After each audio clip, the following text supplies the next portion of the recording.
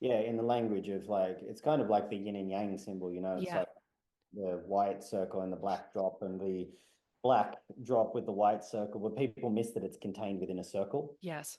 So it's part of the one thing. So love and respect, I often say like, I'll take respect over love any day. Mm. And when you say, I'd rather love you than respect you, it's kind of seen as a different thing.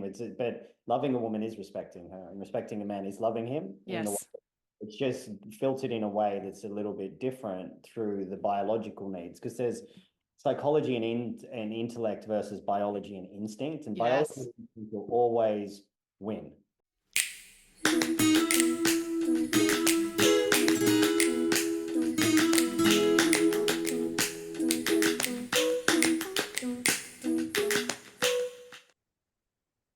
Welcome back to A Woman Refines. I am your host, as always, Lauren Renee. This is episode 7. 7 months we've been doing this, people. Cool. Already we're recycling. I love it. But he's worth it. He's always worth it. And I know you all love listening to him, as do I.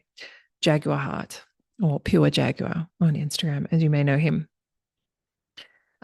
Jag and I have done many lives together, many a podcast together, and probably will continue to do so. We always have a lot to say, and we're very grateful that people listen.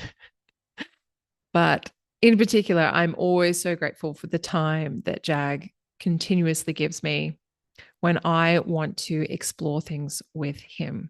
So I got a message from one of you actually saying that you would like me to expand on a post that I did where I posted about marry a man that you admire and marry a woman that you adore.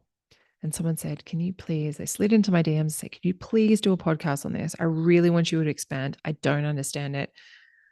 And I saw that Jag had posted something very similar, as always happens with us, around the same time. And so I hit him up and I said, do you want to jump on a podcast and jam this out? And we jumped on the next day or even later that day, I think. And we're able to jam it out, which I just love. I'm so appreciative of how open he is and how generously he gives of his time and his talent and his knowledge. So I want to acknowledge and thank him for that. As always, very, very grateful and very blessed that he comes on and does that for us and for me. So you know where to find him. If you don't, all the links will be in the show notes and are at the end of the episode. But I'd love to hear your feedback. So please DM me and let me know what you thought, or email me a womanrefinedpodcast@gmail.com. Otherwise, click like, follow, share, subscribe, all those fun internet click things that we all ask you to do and no one ever does. But if you feel so called to do it and you feel particularly inspired by this conversation, please give it a go. Otherwise, I hope you enjoy. Jag and I having a chat. See you next month. Jag, hi, welcome. Welcome back, actually. This second time on the podcast, about 400th time of us having a conversation about stuff on the internet. Thanks for coming back again. It's really nice to see you. And you and I decided to have a chat today because I put up a post and you had posted something similar, which happens a lot with us actually, that we're picking up on what's in the ether. Stuff is going around. So I put a post up that said, marry a man you admire and marry a woman that you adore. And someone replied in my DMs and said, could you please expand on this and do a podcast? And I immediately hit you up and was like, you have posted something similar this morning. I think we should have a chat about this. And here we are. We're at it again. God help us. Tearing the hornet's nest yet again. Yeah, we're ready to Ready to roll. ready to get cancelled. Yeah. Excited. Yeah, it's an interesting post, that one. We also posted another one. I think you reposted Lorin Kren, I think it is. Mm. I'm not really a big fan of his work. I think it's just a bit sort of You take what you like from, people like, and you leave the rest. like, it's like it looks like he's doing good work. So as long as he's helping people, then that's cool. I used to be fairly staunch against him and a couple other guys because I think I think their approach is just a bit effeminate in a lot of ways. And I'm not really into the whole spiritual warrior sort of romantic kind of language like that. It's not really based in anything. It's just kind of cheesy in a way. But I know he does help a lot of people, which is really good. So I like that. But he said it was something around protection, and I said you have to. It's not about just protecting the people you care about from an outside threat. It's about protecting them from yourself as well. Mm. And that's really important because I've seen a lot, and this is a big thing coming up in my field, is when a woman leaves a man and then he thinks he owns her and can control her and just be like, I don't care. I want you back. You're not going anywhere. I'm controlling, like, rah, like this. I've had that in my previous relationship. That guy still 5 years later is still trying to get it back. And it's like, you just kind of have to understand, I think for me anyway, the protection is like you got to protect them from yourself because those sorts of qualities where if your woman leaves you and you're not happy about it, you need to just own it as a man and go, I concede. That's what men do. Little boys go, no, I'm going to control you and all that sort of stuff. Like I can't stand that shit. And it's coming back into my work now. I'm going to start calling that out because it's in my eyes, it's pathetic. And it's like, just leave it. She's gone. She's not your property to control, and I've seen it directed at me a few times now. And so it's kind of a bit of lifeblood for me to get back out there and start calling that stuff out. So this is where I was talking about the protection. It's like if you can't contain yourself as a man, you can't protect anyone. If you can't protect people from yourself, you can't protect anyone from anyone else. Mm. You'll only endanger them if you're not contained. Yeah. And this is what I think women want is they want men to be contained and help to contain men. I think um, as well, it's if someone's leaving you, it's like a signal to do better, to take a look at yourself rather than to continue to project onto them. You left me, you've done this, you need to behave in this certain way. It's the continue refusal to look at self and see where you went wrong, where you can take responsibility and where you can improve on yourself. Like be a person that she wants to be with. And if she doesn't want to be with who you are intrinsically, it's like not necessarily change who you are so she will be with you, but be the best version of you. And if she doesn't want to be with that, then you're not aligned. Then good, leave. Like you don't want to be with someone like that. It's mind blowing to me that people will fight for unhappy, incompatible relationships. It just blows my mind.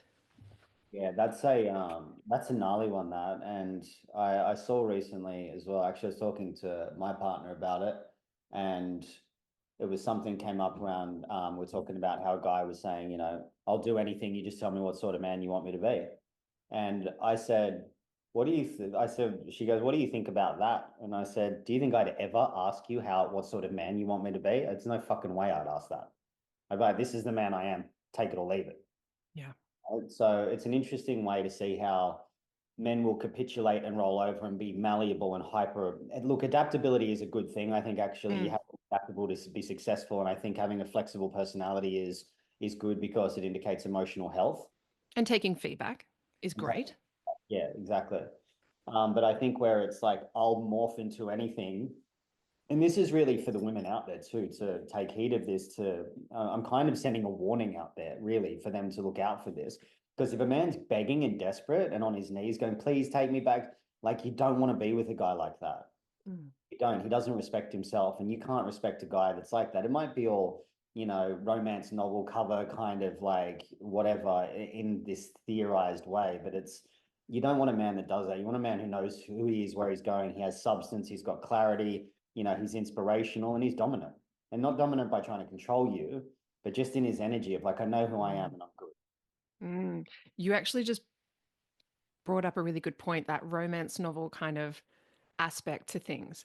And I think that there has been a real, like, porn is a real issue for men and for some women these days with the addiction and the fantasy and the unrealistic expectations, not to mention all the stuff it does to your brain, which we'll get into another time. But for women, the fantasy romance, dark romance novels, where they have a hyper dominant man and they have usually a bratty woman. or the collapsed feminine, like a woman who doesn't know how to do anything. And you have this billionaire man who comes in and just takes control of her whole life. And generally, what happens is the goal that she breaks him Mm. and that he falls down to his knees and he's like, I will do anything because you're the one who's changed me. And the thing with these novels, and it's the same with porn, they take an element of truth because you should be changed by your partner, but not necessarily deconstructed and reconstructed. You should be inspired. Um, you should be totally aspirational in your relationship. That person should make you want to be the best version of yourself. That person should make you reassess where you're going in life because suddenly you've got an extra energy, an extra person to consider. All of these things are good. It's growth, it's change, it's normal. But they take that element and they make it into she broke this man down because she is the only one who can do that. She can fix him, she can change him. Because usually the dominant side is the toxic version of the dominant side, but they romanticize it. And then she breaks him, and then it's all good and they live happily ever after. And then, if that was to happen in real life, they would scream and cry abuse and toxic masculinity, and all men should be put in jail and blah blah blah. It's insane. They're literally digging their own graves at this point with the narrative that they continue to feed into their own psyche, which is it's self-harming in some ways. It's really this self-fulfilling prophecy. What you look for in the world, you will find, and it will come back to you. You read these novels, and you're going to find these types of men out there who will do these things. Who that dominant is not a genuine dominant. That is controlling because it's a mask. He's trying to overcompensate because he feels insecure inside. He's not secure in himself. Like a truly healthy dominant, and this is where you and I agree on a lot of things, where some people say it's masculine versus feminine. We just say it's healthy versus unhealthy. There is an unhealthy dominant and there's a healthy dominant. The healthy dominant is a secure person who knows who they are, knows what they want, and is unshakable in that, but is able to take on feedback, is able to be flexible, is able to meet the situation with whatever they're required. They're not going to come and be a dominant energy with a child when they're playing with a child or playing with their dog or whatever. They're flexible, they're adaptable, but they are secure in who they are. An unhealthy dominant is like this mask of insecurity. It's controlling. It's not a fun thing to be around, and people are aware of that and they know that. But what gets romanticized in these novels is the unhealthy element, and it's masked as healthy, but it's not. Yeah. Yeah. And it also like it brings in so much into that. And it's a really good point because it creates this fantasy of unsatisfaction in life. Yes. I posted this the other day that feminism has created women with one goal to be chronically unsatisfied. That's Yeah. it. It's just like you like, and those romance novels feed into that level of dissatisfaction. And so what you're talking about, like there's dominance and domineering. Mhm. Domineering is ruling by fear. Dominance is leading by inspiration. Yes. So dominance is you're exactly right. You can take feedback, you can apologize, you can be accountable, you can be flexible. You treat women and children and animals gently, but if shit goes down, you can handle yourself. But you don't Mhm. need to go around expressing that and scaring people. Whereas the ruling by fear is like this rigidity, controlling, manipulative. Usually a lot of emotionalism in a man comes out of someone that's domineering. I think I sort of liken it to, you know, I don't argue with people so much. Like I'll dialogue, but I don't get into back and forth spats with people. Mm. Someone that's domineering will be more like throwing a tantrum, and Yeah. that's what it comes from. And the grown man throwing a tantrum, it's just not It's unattractive. ugly. Yeah, it's super ugly. It's pathetic. Yeah. It I is. did a post about that actually, I think almost a year ago, where because you've got this whole trad wife movement where they use biblical language, and that language is not always correct. So they use this submission, a woman must submit to a man, which actually the Hebrew translation is give oneself over to, which is not submission, which is surrender. That's actually surrender. And that would be the term that I use. And they define leadership in very shady terms. And I did a post about leadership is not exactly what you were saying, is not control. and telling people what to do. Leadership is inspiring. So you lead by inspiring people to move. You don't tell people what to do. Same with, in a relationship. If a man is leading a relationship, he's not there going, my wife must do this and she must do what I say and blah, blah, blah. He's on a train going in his direction and he has a good idea of where he's going. And he is so enamored in that. And this is where that post, like, marry a man that you admire, really comes back into play. If a woman is looking at a man who's on mission, who's on purpose, and he is like in his world of like, I am inspired right now and I am going to move forward towards this. He's on that train going, 100 miles an hour. She's going to look at that and be like, wow, Yeah. he's incredible. And I want to get on the train. I want to be the person putting the coal in the fire to make this train go faster. Like, how can I help him? Because he's incredible. Look at him. She's inspired by his leadership, by his purpose and his sense of self, that it moves her. It like directs her in a certain way, not through him going, hey, I need you to shovel this coal because I need this train to go faster. It just doesn't work like that. Women are not very good at being told what to do. We're actually better at being shown what to do because we don't think logically in the same way that men do. We have to feel it. And so marrying a man that you admire is not something that is very logical. It's not something that you're like, okay, so he ticks this box and he does this and he makes this amount of money, like 666, that actually means nothing because you can meet a man like that. And for some reason, you're not interested. Yeah. And you go, I don't, on paper, he's really good. And almost every woman I know has had this experience where they meet this man and they're like, I should like him. He ticks every box, but I don't because it's not logical and we don't work that way. It's instinctual, it's feeling based and not emotional feeling where you're ruled by your emotions. It's gut instinct, it's primal, it's pheromone based. It's all of these things that are deeply feeling. It's oracle based, where the woman is coming through and tapping into something deeper and she is moved by men. She's also had the experience where she is like, I don't know why I like this guy. He meets none of my criteria, but for some reason, I really like him and I don't know why. That is a man that you admire. That is being moved by his leadership. And that's why it's really important to also choose the right person. Because if you're going to get on a train that's going to nowhere, or a train that's just sitting at a station, or a train that doesn't really know where it's going, like maybe, I mean, do you want to go somewhere? I'll drive the train wherever you want to go. Like, where do you think we should go? Or a train that's like going to like Loserville. There's lots of different trains that go lots of different places. You got to pick the right one to go on.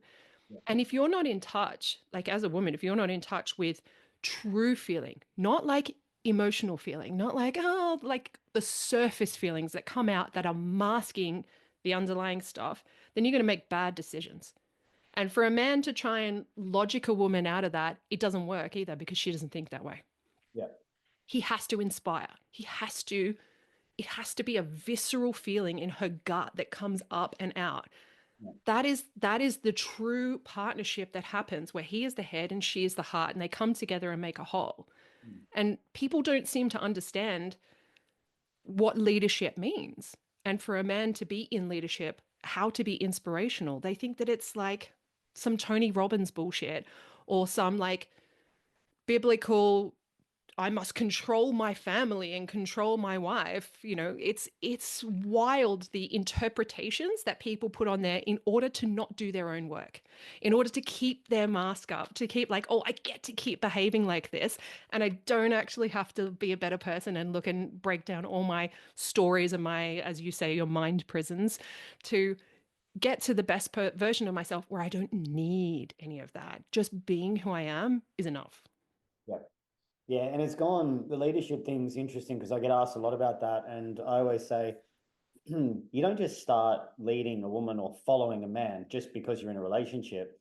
You have to give him an opportunity to prove himself. So where he makes consistently good decisions under pressure, it doesn't spill out onto you. He's contained, he contains you. Because the woman can be uncontained emotionally. Yeah. So when she is spilling out, I had this with my partner the other day. She had too much going on and she got overwhelmed. And I just went through a series of like statements that I said to her. I'm like, This is valid. I understand. With that, just put it to the side for the night. Get some rest. It's okay how you're feeling. Just completely validated what she was going through, gave her a little bit of a reflection without being a therapist. Yeah. And she goes, "Oh, you just got rid of all my anxiety." And I was like, "Yeah." And I just calmed her down. That's containment, like making her contained. Because a woman's not meant to handle so many problems at once. They can multitask. When it's all like work, this, I got to go here, I got to do that. Like women think horizontally. So this is not every single woman either, but it's the large majority. So it's like on a flat plane. So they have more difficulty prioritizing what they should do from top to bottom, whereas men think vertically. And so we go problem number 1, 2, 3, 4. So that's like if I've got stuff going on and I've left my socks on the floor, she might get annoyed at the socks on the floor, but I can't even see them because I'm focused on something else. Yeah. So the leadership aspect needs to be more like, if I'm having a conversation, it's like, trust me on this, I know what I'm doing. And then what I always encourage people to do if they're in a relationship is if the man's giving advice, get her to go and get a third party opinion, not from her friends, but from a professional. Yeah. And then you'll see that he's worthy of making the right decision. So she gets feedback that he knows what he's talking about. I do this deliberately. I'm like, don't take my word for it. Go and do research on it from another expert and see if we link up and we match. And it does. And then she can go, oh, I trust him. He's got my best interest at heart, rather than I have my own best interest at heart wrapped up as being pretending that I have her best interest at heart, which a lot of men pretend to do. 100%. That trust too, oh God, people don't understand, I think, what trust is and how to get it and how to keep it. And it's not necessarily you should trust me because we're in a relationship. It's the little parts of who you are. And this is where I find relationships kind of fall down once people start living together and they're with each other every day. You start to see the inconsistencies in like who they say they are and who they present to be, and then how they live their actual daily life. This is why I've spoken out before about like porn and video games and smoking weed are like my 3 big red flags, because those things are like a disconnection from who someone who presents as a masculine man in his daily life is continually cutting himself off from that. What happens is a woman might not put that together logically. She might be able to be like, oh, this is an inconsistency, but it feels off. Yeah. It feels weird. Why do I suddenly don't trust this man? And I don't know why. And suddenly I feel like I have to make all the decisions because I can't trust him to make the decisions anymore. Yeah. So it falls on me. And you're totally right with what happened with your partner. The containment is the validation, one, absolutely. But also, you're right, it's the problems. So we're not really like problem solvers. And when we have too many problems going on, too many issues that need our attention at one time, we need someone to hold the space for that and be like, I've got you, I've got it, or I will help you figure it out. That, in just having that support there, is like a woman going, I don't have to do it by myself, because we are not solo creatures. Men are much more individualistic solo. And this comes back to like primal stuff. So you would go out hunting with the boys. Boys trip, we'll go out hunting, get some deer, but you would be silent next to each other, doing your work next to each other silently. It's not like you can't sit there and have a chat when you're hunting something. You would be absolutely in your own mind, figuring things out, but working as a team. It's a very different way to the women back at the village, where we're sitting there having a conversation, maybe weaving a basket, and then also taking care of 40 kids in the village, and everyone's taking care of each other's kids. And we've got to, make sure everything's clean and that food's on the table and that everyone's, like diapers are changed or whatever. Not that there were diapers that existed then, but you know what I mean? We're thinking of a million things at once, that lateral thinking that you were saying, where we're seeing all the things that need to be done, but we have a support system. So we have other people there. And if we forget, they're reminding us. If we go, this is too hard, there's someone else there to help you. If we need like an extra brain, there's already 15 other extra brains in the village who are all thinking the same thing. And at the same time, we're hyper communicating about it all. We're nonstop talking like blah, blah, blah, blah, blah, blah, blah. And it's so different to your experience as a man that it's incomprehensible for some people to understand that we work so differently, but there is a purpose behind all of that. And when we come together, we let you feel things and you let us calm that brain down. Yeah. It's a beautiful symbiosis. Well, one of the things that I haven't posted it yet, but I talk about a dominant man reduces a woman's choices by making the choices that she doesn't want to handle. Doesn't mean she doesn't have freedom to choose. And, you'll get some women that'll get funny about that. They'll go, oh, that's controlling or whatever. It's like, no, it's our job as a man to take on as much responsibility as we can. Mm. So option of choice for you, so you can be open, so you can surrender, and then you can be feminine and do the things that you need to do. Because otherwise, like you said before, if a guy's playing video games and all that, she's making the choices, she's leading the relationship. And if you expect a woman to lead your relationship, you're still unconsciously attached to your mother. Yeah. That separation hasn't yet happened. I'm doing another podcast next week all around this splitting from the mother, because this is what's going on. Yeah. Grown men that are still boys are still attached to their mother, and they expect these women to act like their mother. And it's just, it's ruining the reputation of good men, because there's fewer and fewer of us around, because we have devouring mothers. Then we have boys that never grow up into men. They don't do their thing.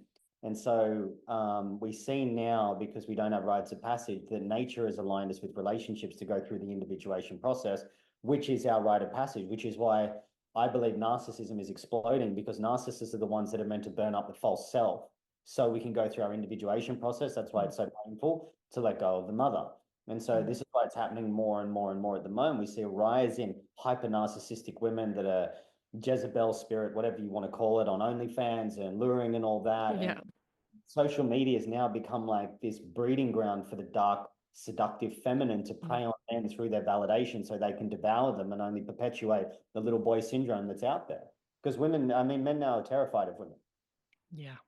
And if you're terrified of a woman, you can't lead her. I think they're more terrified of themselves in the face of the woman. Definitely. Like that's just a reflection Yeah. on where you're not meeting your own knowing of what you should be.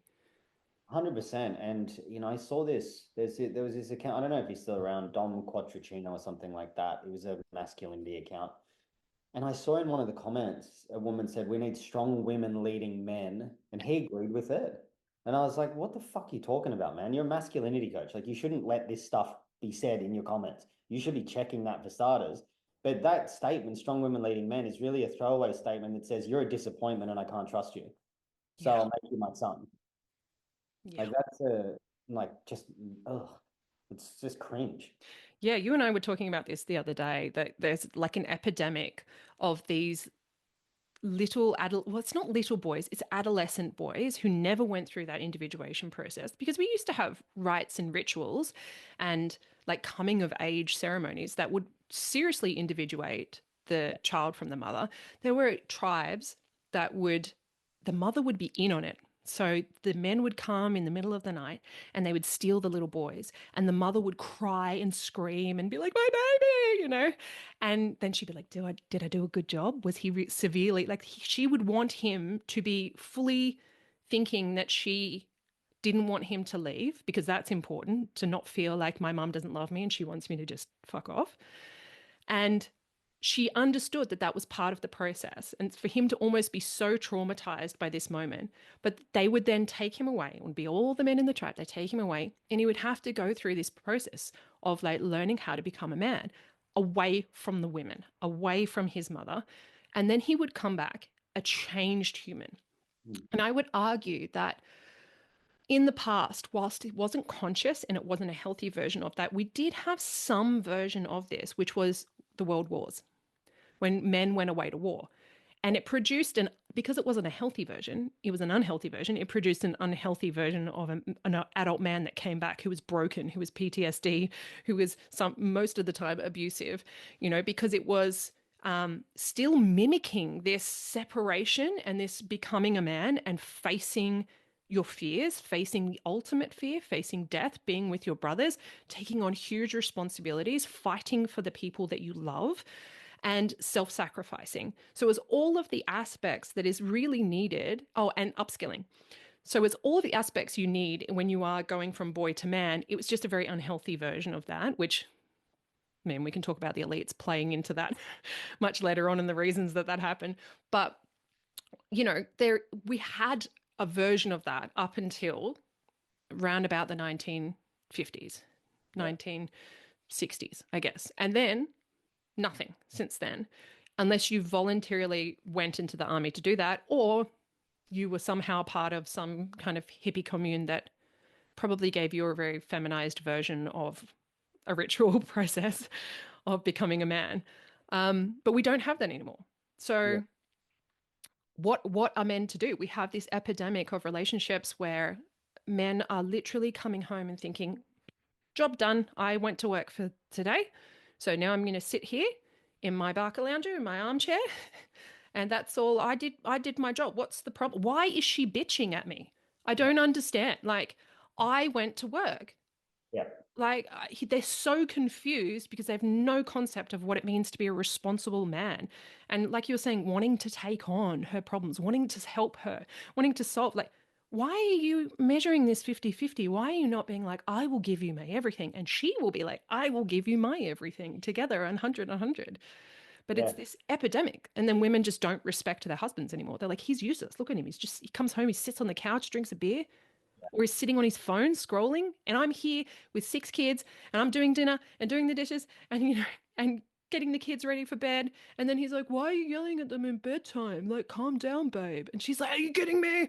I've been going like this since 5 a.m. I'm stressed out. And he's just like, I don't know. I didn't know. You didn't tell me. I'm not seeing what's going on. You know, there's all of this adolescent kind of petulant child attitude that comes up, well, you didn't tell me. I didn't know. It's like, fucking take responsibility, open your eyes, be present, look around. Yeah. You're not there. Nobody's there because they're not taking responsibility. And this goes for women as well. There will be women who lack responsibility massively. They will disappear into their children, completely neglect their husband, and will complain about their husbands doing really good work, but they will find something, like you said, that chronically dissatisfied woman, they will find the thing to whinge about, to complain about, because it's never going to be good enough, because they don't want to take responsibility for where they're not showing up as well. So they look for that in them. They're chronically criticizing themselves, and instead of owning that, we'll just criticize our husband instead. Much easier. Yeah. And it's funny with the rites of passage thing, because in the 50s and 60s, that's where consumerism came in. So life became a lot more comfortable. Yeah. There's this funny meme, which is like from Gladiator, where they're like, strength and honor, as they're about to fight the Germanic force or whatever it was. And someone commented like real estate agents on a Monday morning. I was like, that's so true, because there's such this overinflated sense of self-importance. Like, we're going to war, you know, let's go, let's crush it, let's kill it. It's like, bro, you're wearing a $3,000 suit, selling a house, people, calm the fuck down. You know, like, you're not splitting atom over here, you're not fucking conquering, whatever it was, a Greek empire or something like that. Like, chill out, dude. You know, like, you're a real estate agent, relax, mate. And so we miss these rites of passage. And I think that's great, going back to the tribes where the boys would be taken away. And then war was kind of like, it's like being in gangs or jail. You know, I was in both when I was growing up. They were like pseudo initiations of like they're like a pseudo rites of passage. They're not healthy, they're not good, but we're looking for that. As boys, we're looking for ways to express that. And so you can kind of get it through that. But where I've seen it now, which I mentioned before, relationships are presenting that aspect for it. So we see these men that are hyper controlling and like abusive and manipulative and just nice guy, all that sort of stuff.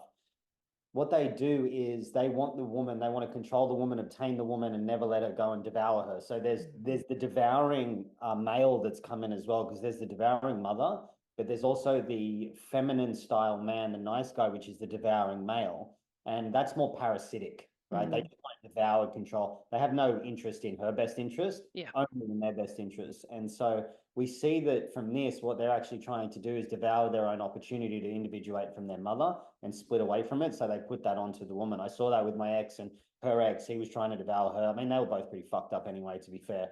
But with that kind of stuff that was going on, I've seen it again and again. I've seen it reflected in men where they're like, they're not getting over the woman. They're not letting it go. It's like, man, she's gone.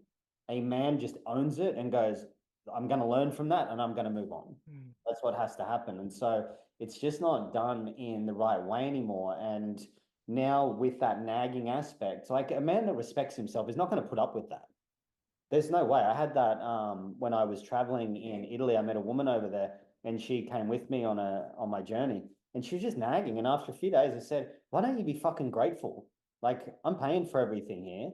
Why don't you fucking shut up and be grateful about what I'm paying for and enjoy? We're in Capri, which is one of the most beautiful islands in the world. I'm like, I'm taking you to Capri. Why don't you fucking be grateful for it instead of complaining?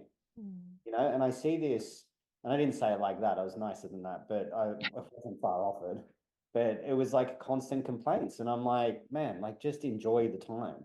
So that sort of nagging, that belittling, that, criticism that comes in, it's like that just develops contempt, and contempt is the nail in the coffin for a relationship. Once you hit that point, there's almost no way that it's going to come back. And so when we have this chronically dissatisfied woman with this chronically underachieving, lazy man that doesn't make the effort, like we were saying the other day, people just get into marriages for the sake of getting into a marriage. Like, oh yeah, I thought it was going to be, thought it was just time. And just to go back quickly, because I wanted to bring this up before, I had a guy that got into my course recently that I finished, and I said, "So what attracts you to the course?" And he goes, "To be honest, mate, I don't know what the course is about, but it's you." He goes, "Because you're a straight shooter." And I said, "What do you mean?" He goes, "Well, 6 months ago, you put my wife in a place in your DMs, and you don't change your opinion. So you're the same as you appear publicly as you are in your DMs."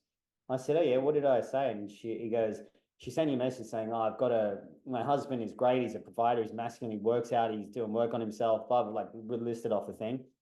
But he's just not as emotional I'd like him to be. I don't know what to do about it." And I said, "Why don't you be fucking grateful for what you've got instead of complaining for what you don't have?" And he was like, "Mate," she went off. And she was like, "Fuck this guy," whatever. And I'm like, just because you want him to be more emotionally available. I come up against this a lot in my DMs when women say he's not emotionally available. I'm like, what does that mean? Tell me what that means. Yeah. Because one thing I found is when I challenge a woman on a man being vulnerable or open, I usually get 2 or 3 questions in, can dismantle it, and then they end up agreeing with me because I present a point which is counters their point. And one woman said to me, she goes, "I want him just to be more available with his feelings." I said, "So what, he doesn't show any emotion?" And she goes, "Oh no, he does. He gets really angry." I said, "Oh, so he's emotionally available, but just not based on the emotion that you demand of him."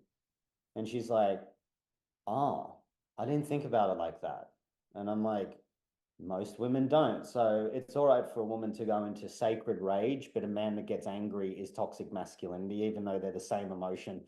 Rage is just time-based because it's accumulated anger. But if we look at it from that perspective, it's like women are like sort of training men to be like defective women. And in this space, a man needs to be contained. I've seen relationships around me where the man cannot control his emotions. Guess what happens? It destroys the relationship. And most of the time, women that say, "I want a man that's emotionally available," had an unpredictable father, so they want predictability, which is safety and certainty. They don't actually want high levels of emotion, so they know what's going on, so they can anticipate which move they need to make because they haven't resolved the wound they had with their father who was unstable. Yeah. And men are kind of brought up to be told they're only really allowed to express like 3 emotions, like angry, hungry, and horny. That's pretty much it. That's all you're allowed to be as a man, like through teenagehood. That's kind of what you got told. If you want to express, they're the 3 things that you're allowed to be. Otherwise, you're not allowed to be those other things. So they got to if they haven't done any work, they got to try and figure out all of whatever's going on for them and just filter it into those 3 things. Yeah. Yeah, which is too limited. And this is where men and boys, males, deal with stuff through movement. We need to move. Like go for a walk, go for a run, lift some weights, hit the bag, go train jujitsu, move. You have to constantly move. Whereas women like to talk about it. So men and boys are being trained to process things in the way that women do, which then they start to become unstable. They start to think they need to get it all out. Then they start going. I've heard men, and this does my fucking head in, complain to their women going, "Why aren't you holding space for me?" It's like, do you want me to pick you up like a child, get you a dummy and pat your head and put a bib on you as well? Like, handle your shit. Like it's really, I'm kind of fired up about it because it's come back into my sphere again because I just see these fucking hyper controlling men that can't deal with the fact that the woman's left them because they're hyper emotional and then they think that they own the woman and that she shouldn't be allowed to leave. Yeah. And it's pathetic. It's fucking pathetic. And it's because of this emotionalism space that we've been trained to think is the right way, which makes us unstable, unreliable, inconsistent, volatile, shakeable. You know, we fold. I don't fold, but men fold at like the slightest challenge and think that I've been at work for 8 hours, so I'm sweet, and they can't come home and go, you know what, babe, sit down. You've been with the kids all day. I'll handle dinner. I'll pick that up. I'll sort that. I'll take the trash out. Whatever it is. Like a man thrives in responsibility. I was talking to my partner about this, about the provisional aspect that I help with, and I'm like, I love providing. It's so fucking satisfying for me. But she's only been with men that can't provide or want to go 50-50. And I'm like, that's not happening with me. So I never let her pay for anything. And I'm like, she's had trouble receiving that. And I'm like, but your denial of that stops me from feeling good for everything I'm built to do. And it's everything you're built to receive too. We're built for just being in constructs that oppose that. And she's like, oh yeah, I get that. And she's come round, but it's like, me as a man, I like to drive. I drive everywhere. I pay for everything. I open the door for her. I take care of that. That's what I want to do as a man. And it makes me feel good. That makes me satisfied. Yeah. There is definitely like two aspects to that. And that is like provisional is not just I paid for something. Like provisional is so many other things. Like you're providing so many other resources than just money. Money is just one aspect of being a provider. And the second aspect is I've had exactly that situation where I was working at markets selling organic food. This is back in my 20s. And I was carrying a very heavy box, 20 kilos of potatoes. I'm a big, strong woman. I could do whatever. I don't need no man, you know, carrying this box. And this guy who I didn't know we were packing down, you know, this guy who I didn't know was just wandering around the markets. And he went, oh, can I give you a hand with that? And I was like, my immediate response was like, fuck off. Do you think that I'm weak? Like, is that why you've come to ask me? Like, that I look like I need your help? I'm strong. Like, how dare you? I got all up in my, you know, and I was like, no, thank you. I'm fine. And I had a woman who I worked with who was Eastern European, and her name was Lucy. Shout out to Lucy. She came over and she was like, why did you do that? And I was like, what do you mean? And she said, you robbed him of the opportunity to step into his masculine. You robbed him of that. For what? And you robbed yourself of the ability to receive provision from a man. Why would you do that to yourself? And it was this moment where I was like, oh my God, like it totally opened up my whole world of like how I'd constructed. I interpreted it one way. I didn't mean it to be like, I don't need like that he is not like masculine for asking me or whatever. I didn't mean it in that way. I took it as an insult. And so, but through that processing, I denied both of us the opportunity to actually express in our highest forms. So it is amazing to learn that skill, because it's a skill, because we have been, whether you like it or not, everyone grew up in this culture. Everyone grew up in the 80s and the 90s and the 2000s now, where we're conditioned. And you have to unlearn that conditioning. And it is your responsibility as an adult to go, hey, I've been conditioned. What part of that condition is serving me and what part is not? And how can I break down that programming and learn new skills to better myself? And if you're not doing that as an adult, then you're just going to be like an NPC floating through life. And you're going to continually meet that. You're going, God, the universe, whatever you believe in, is going to bring that opportunity to you every day to meet that, to break it. And you will just continue to run in and find all the things that you are looking for. Genuinely, you're looking for them, even though you say you're not. You will find all the things you're looking for that opportunity, but you will continue to experience life in a much harder way if you don't actively seek that and go out and meet that yourself. Yeah. Yeah. And that's a really good point with the provision thing as well. And so it's part of it is either you've got it or you don't, right? So like the carrying thing. So every time my partner comes over, I carry her bags for her and I take them to the car for her. When we take the dog for the walk, I'll put her on the inside away from the road, like, and I'll watch when cars are coming out. She even commented, like a car came up when we were walking the road and we walk in the middle of the road. I said, just get off the road, babe. And she was like, oh, fuck, you're onto it, aren't you? Because she didn't even notice that a car was coming. Those little things like that, where when you're actually naturally masculine, those things will start to come in and you will feel good doing it, because the one thing a man needs to feel is useful. Usefulness is like, there were suicide notes found by men. Can't remember the statistic. I'm going to say 8 out of 10 of them had two of the same words. I feel useless and worthless. Mm. And so, and it's quite sad because we're now like, men are treated like little boys and women are treated like acting like fathers. And so they think they need to discipline the men and tell them what to do. And this chronic dissatisfaction makes the man feel like he's a little boy and he's not respected and all of that stuff. And so I always tell men, like, be useful, develop something where you're useful. Mm. At least you contribute to the world for yourself. And then you're useful where people come to you for advice, for support, for mentorship, for protection, whatever it is. Find something that you're skilled in so you become useful. When you're useful as a man, then your woman's going to want to be around you. And this is a really important aspect where you develop worth by being useful. And that's just, it's like the saying, women are born, men are made. You have to make yourself into something. And I cop a lot of, not a lot of hate, but I get like some spitefulness from men because I get a lot of women saying, go be like Jag, as an example, or go work with Jag, whatever. And, I'm polarizing, like men either really like me or they don't like me because of what I represent. And that's okay. Like my intention is always to help. But it creates this thing like, don't envy other men. Go and ask how they've done it. Yeah. I'm around men that are much more successful than me. And I've got a good mate of mine that he's far more successful than I am. And I don't envy him. I really respect him and I take his advice and I ask him for help.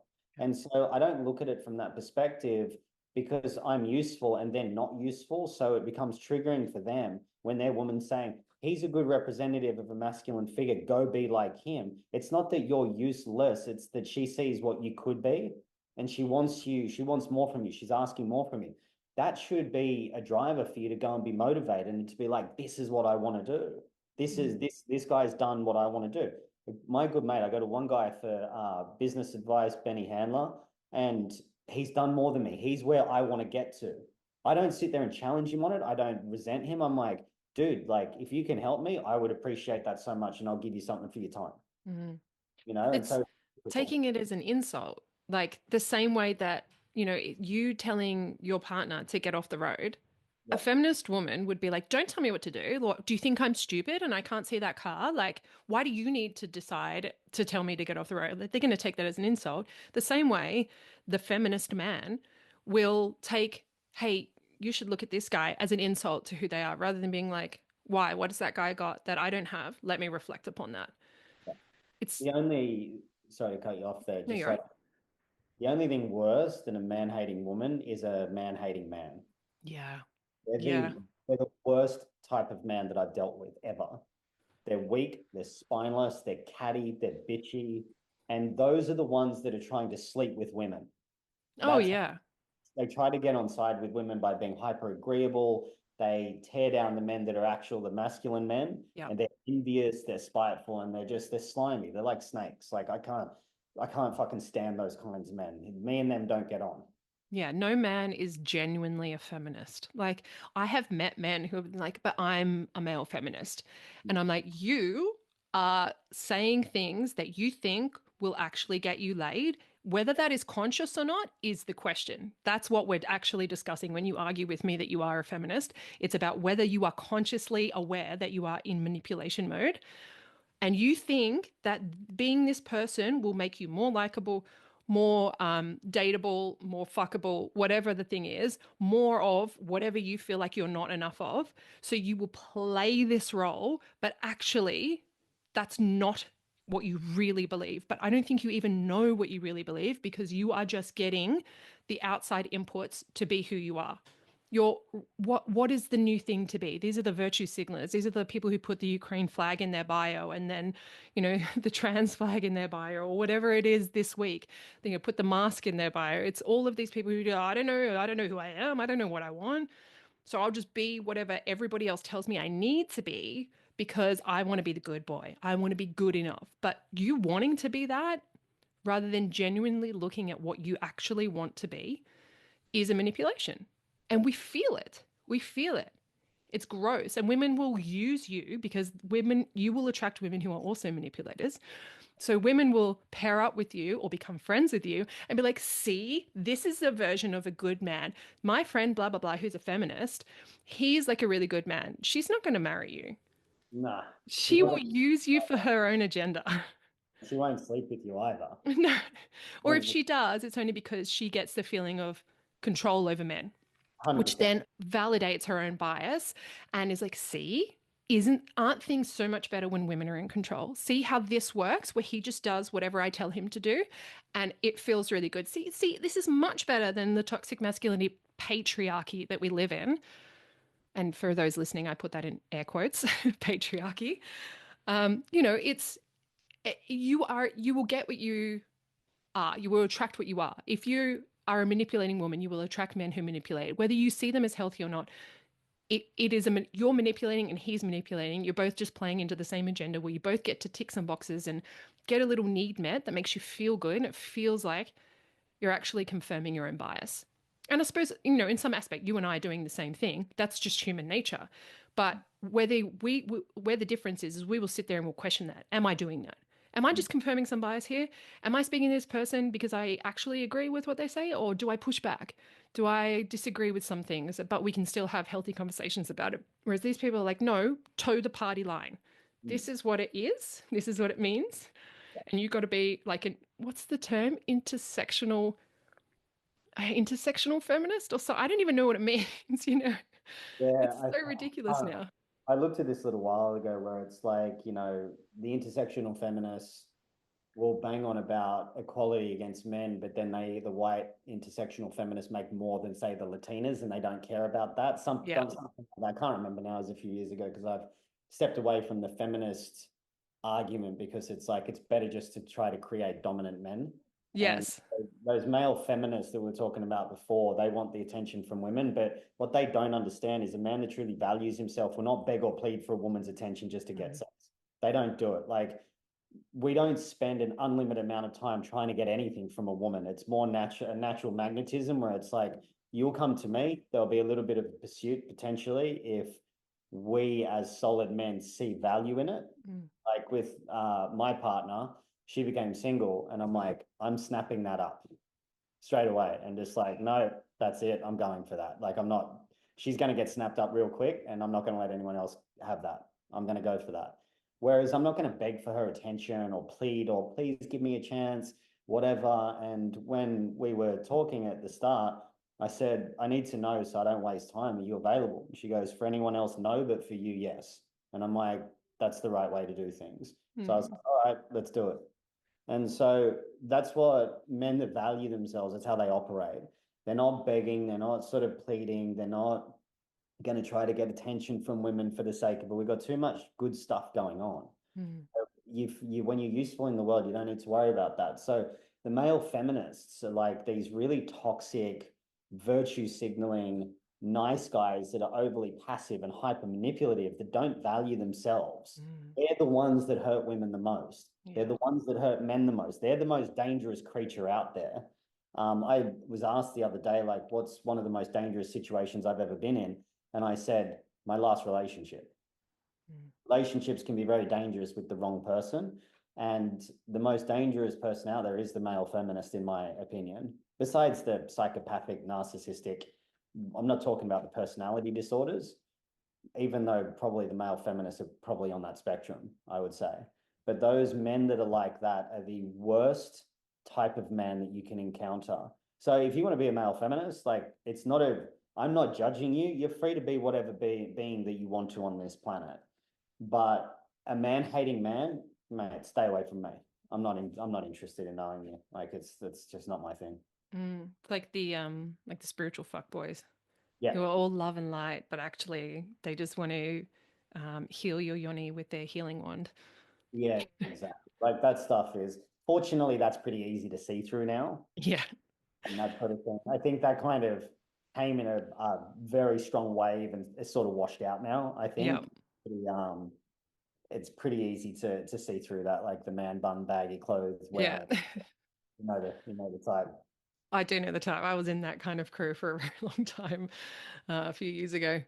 And I was the disruptor pointing out, hey, this person's not a safe person. Oh, you're just not being inclusive, Lauren. I'm like, please stay away from me. Polyamory usually goes hand in hand with that kind of space. Yeah, yeah, absolutely. Oh, well, polyamory is a great way to just take no responsibility at all. And they will say, look, I, I'm going to expose myself here. I have been in a polyamorous relationship.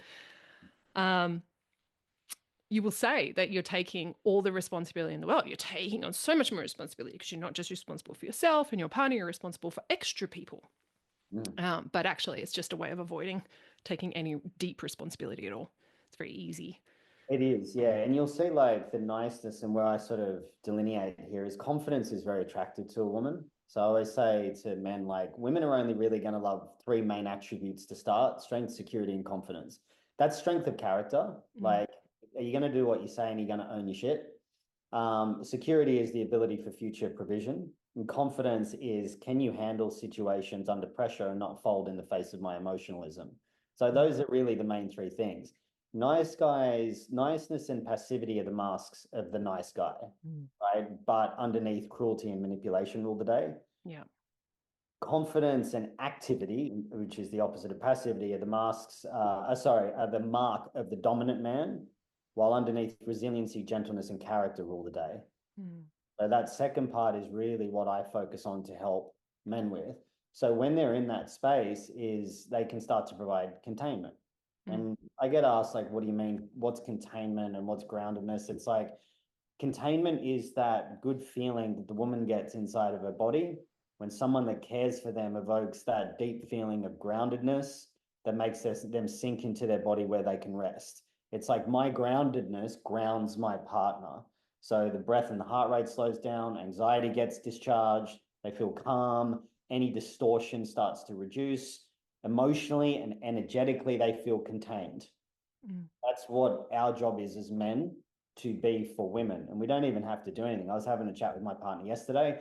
Something came up around something that we've been dealing with in the external, which I won't go into the details.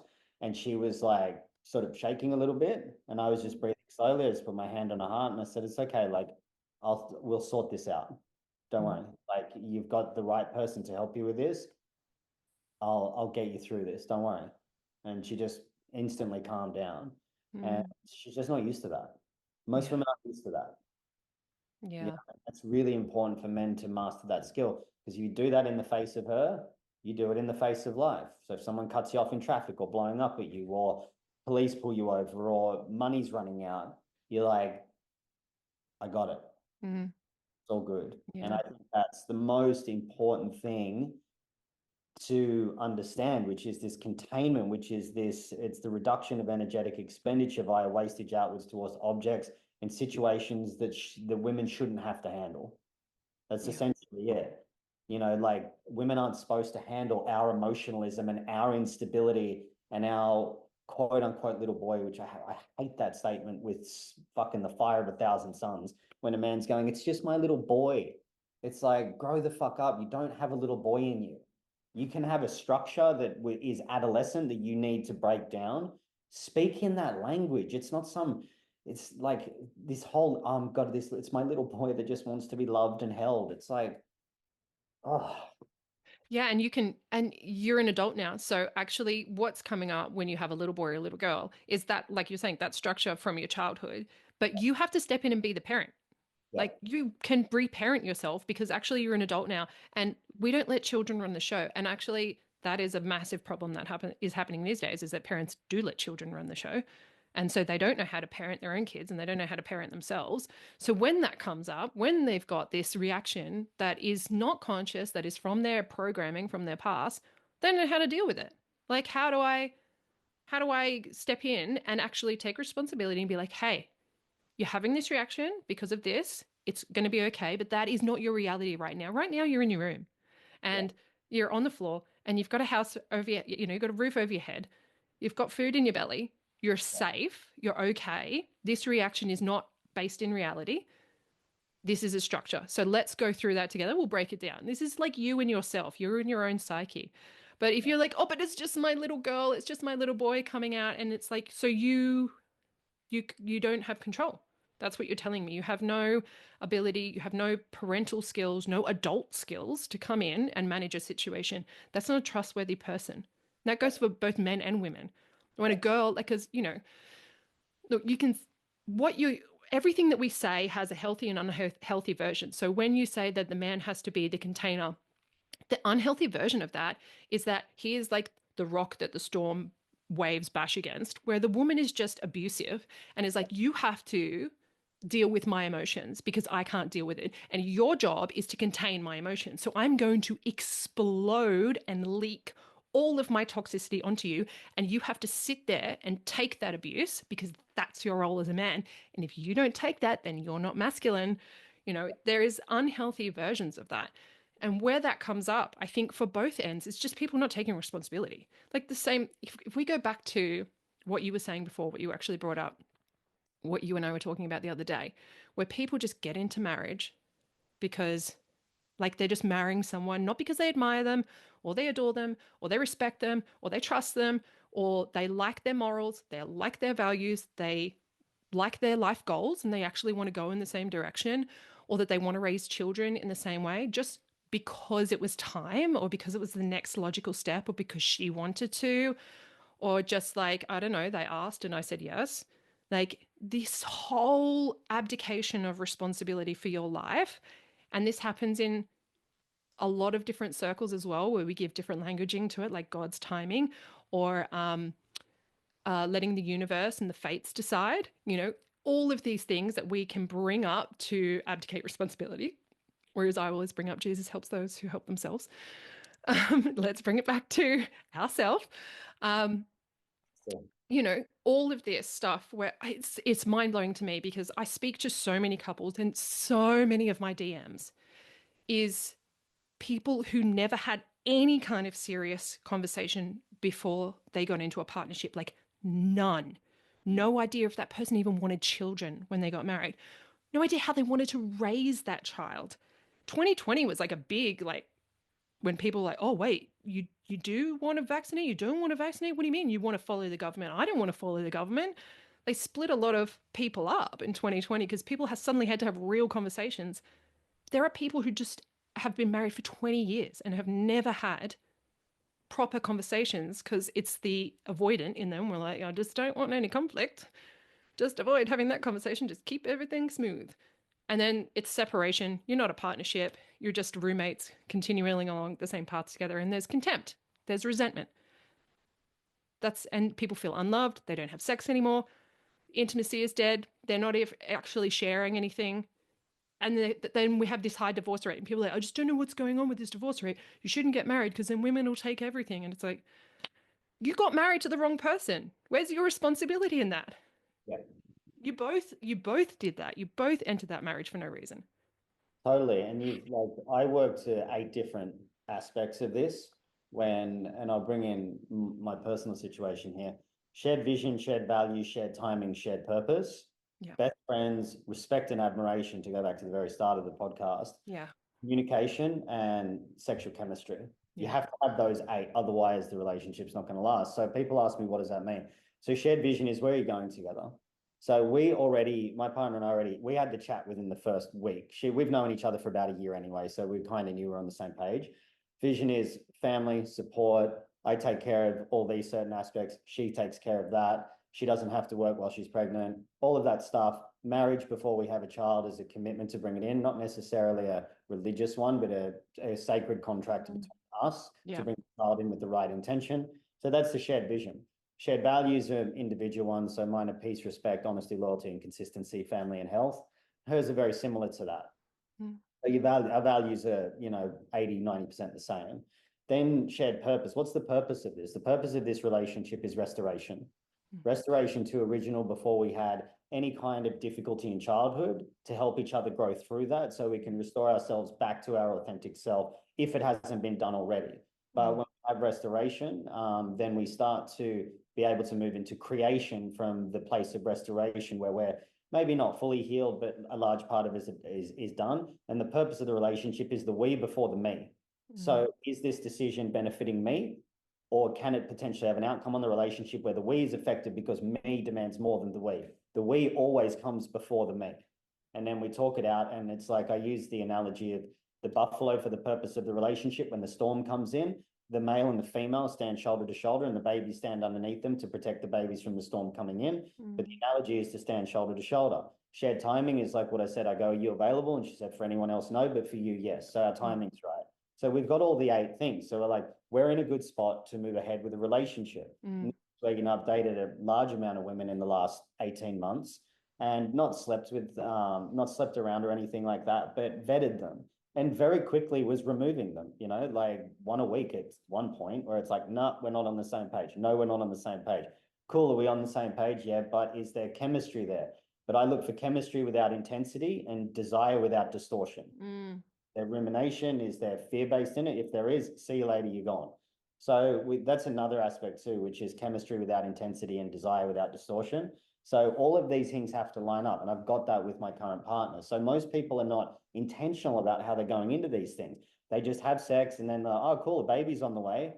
Hey, so I haven't even met your mum yet. Like, what's your family history like? What do we have around this? How do you understand this? And a lot of the stuff in the red pill space is like, choose a woman that's got a good relationship with the father, with this, with that, whatever. I actually wanted someone that had gone through something similar to me so they'd understand what I'd been through, so we can then eliminate that lineage and then start to create something of our own family with a new name, with new everything. So we start over and move forward. That's another part of the purpose of the relationship. So when you get all of those together, then you've got what it is. It's not about starting out from a place where everything's perfect, but it's about mitigating the impact of not knowing that can have in the long term, because you will get to 2, 3, 4 years, the relationship will end because you didn't do the right thing at the start. And people are going to change throughout their lives. You're going to have to grow together.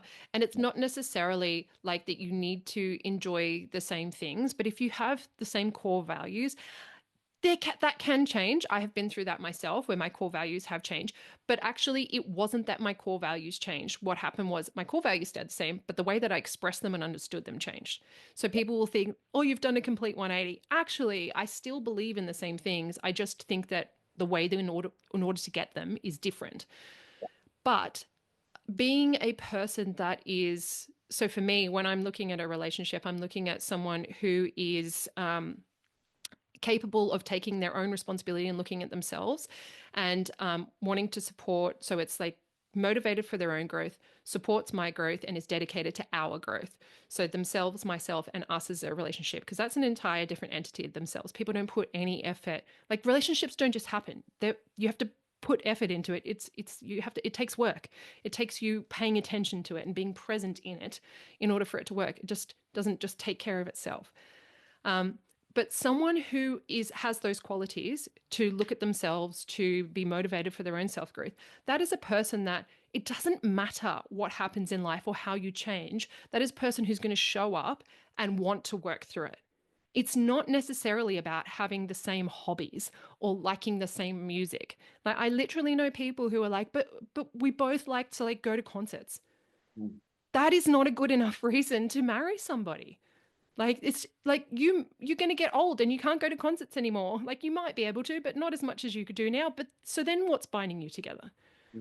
But someone who is like, no matter where we go, I'm committed to us and to seeing and to meeting whatever comes up there, even if that ends in like dissolving, which I don't think it will, because that person is there ready to work it out and happy to work it out and coming with their highest truth, and they're like, they've done the work. It's like they're present in moving forward rather than staying stagnant or moving backwards or avoiding. It's like, whatever you've got, whatever we're going through, I'm going to be here to work through it with you. That's the actual commitment I'm looking for. I'm not looking for any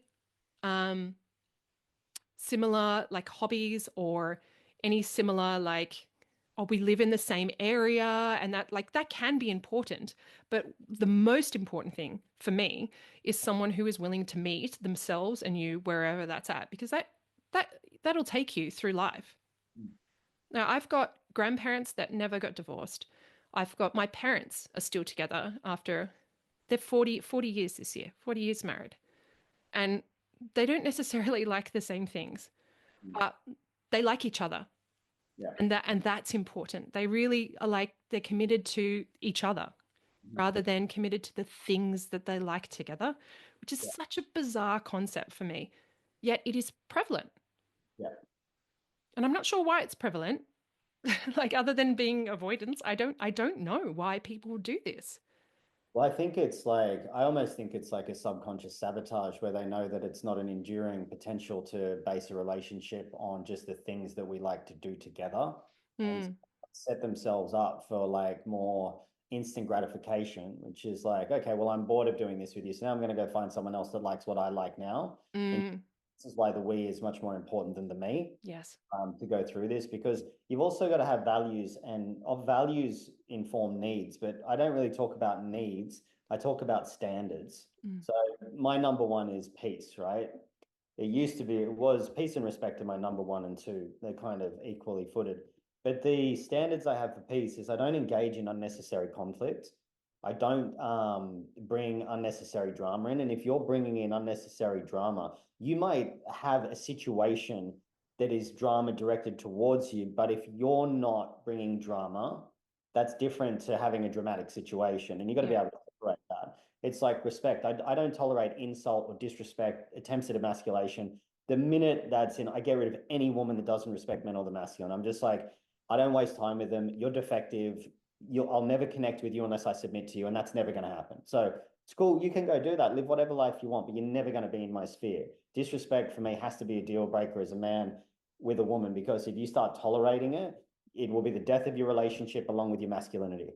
Mm. It's gone. The relationship's done. So you have to have standards there. And that doesn't mean you be like, the minute someone fucks up and like she might be having a bad day, you go, nah, that's it, you're done. Like, baby, that was disrespectful. And I'm just bringing that to your attention, but that's not necessary here. And I won't tolerate that. That's the other thing. Is like people are so quick to just cut and run. It's like you can have that standard. It's not necessarily about her making a mistake or him making a mistake. The mistakes will happen. We're human. And that's what I was trying to say before. You're going to change. You're going to make mistakes. You're going to fuck up. And it's not about this person needs to be perfect and never do that. It's about how you meet that and how you come to that person with that and then how they respond. Are they receptive? Are they open to repair? Are they going to reflect and work on themselves so that doesn't happen again? Or are they just saying all the things that you want to hear and then continue to do the behaviors that cause the issue in the first place? And then it's your responsibility. And this is where I tell women all the time, they're like, oh, yeah, but he just keeps going back to doing that. I'm like, well, then you take responsibility. I don't want to do it for him. No, no, no. That's not what I'm saying. What I'm saying is you take responsibility for continuing to be with someone who doesn't take responsibility. Yeah. That is your job now. You Yeah. have shown him and given him the opportunity of what your standard is, what your boundary is, what you need. He cannot meet that. You've had conversations about it. Like, have a conversation, first of all. So many people just don't talk about it. Oh, he's not doing that thing. Have you spoken to him about that you want him to do? No. Well, first of all, have a conversation, talk it out, and you can continue to talk it out. Maybe you have a 3 strikes and you're out type scenario in your head. You know, maybe it's like 3 times or whatever. Maybe we have to go and get therapy before we call it. But if you continue to be with someone who is disrespectful, who doesn't take responsibility, who is making your life harder, is bringing disruption, not peaceful, then actually that's on you. That's not on them to change. You can't change someone else, and they shouldn't have to change just to be with you. That's you choosing to be with someone who is not aligned with you. Yeah. That's your responsibility. Like, Yeah. and yeah. So I'm going to ask you a question because I've got an answer to it, but what makes you respect a man?